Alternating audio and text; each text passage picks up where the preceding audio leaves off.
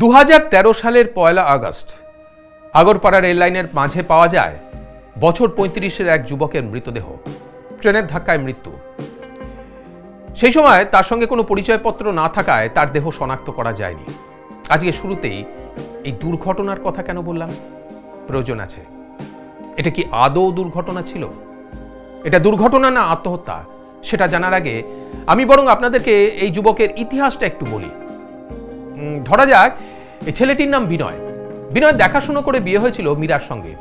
বিনয় ভেবেছিল যে বিয়ের পর মীরা কোনো কাজকর্ম করবে, তারপরে দুজনে মিলে একটি সুন্দর সংসার গড়ে তুলবে। কিন্তু ঘটল ঠিক তার উল্টোটা। বিয়ের পর মীরা কোনো কাজকর্ম তো করতোই না, উল্টে বিনয়ের মাকেই সব কাজ করতে হতো। বিনয়ের বাবা কিছু বলতে গেলে মীরার বাবা এবং দাদা এসে রীতিমতো থ্রেট দিত বিনয় এবং তার দাদাকে। শাড়ি, গয়না, প্রসাধনের লম্বা লিস্ট ছিল মীরার, আর সেগুলো পূরণ করতে না পারলেই বিনয়ের কপালে জুটত তিরস্কার। হাঁপিয়ে উঠেছিল বিনয়। একদিকে মীরার আকাশচুম্বী চাহিদা, আর অন্যদিকে চোখের সামনেই বাবা মায়ের উপর নির্যাতন। একটা সময় নিজের বাড়ি ছেড়ে অন্য জায়গায় বাড়ি ভাড়া নিয়ে চলে গেছিল বিনয়, কিন্তু তাতে মীরার কিছু যায় আসে না। সে বিনয়ের সঙ্গে তো যেতই না, উল্টে শ্বশুর শাশুড়ির উপর অত্যাচারের মাত্রা বাড়তে থাকে। এর মধ্যেই বিনয়ের বাবা মারা যায়। ডিপ্রেশনে চলে যায় বিনয়। সে মীরার কাছে ডিভোর্স চাইলেও মীরা তাতে রাজি হয় না। নিজেকে অসহায় লাগে বিনয়ের।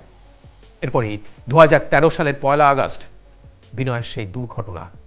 তারপর বিনয়ের ভাড়া বাড়ি থেকে উদ্ধার হয় বিনয়ের ফোন এবং একটি সুইসাইড নোট। পরিষ্কার হয়ে যায় যেই ট্রেন অ্যাক্সিডেন্ট কোনো দুর্ঘটনা ছিল না, ছিল আত্মহত্যা। এই মৃত্যুর দায় বিনয় দিয়ে যায় তার স্ত্রী মীরা এবং তার পরিবারকে। দেখুন, জীবনসঙ্গী নির্বাচন একটি অত্যন্ত গুরুত্বপূর্ণ সিদ্ধান্ত, আর এই সিদ্ধান্ত ভালোভাবে বিচার বিবেচনা করে তবেই নেওয়া উচিত। যদিও অনেক সময় খোঁজ খবর নিয়েও দুর্ভাগ্যজনক পরিণতি হয়, কিন্তু তবুও আমাদের ভবিষ্যৎ জীবন সুখের করার জন্য আমাদের সতর্ক তো থাকতেই হবে।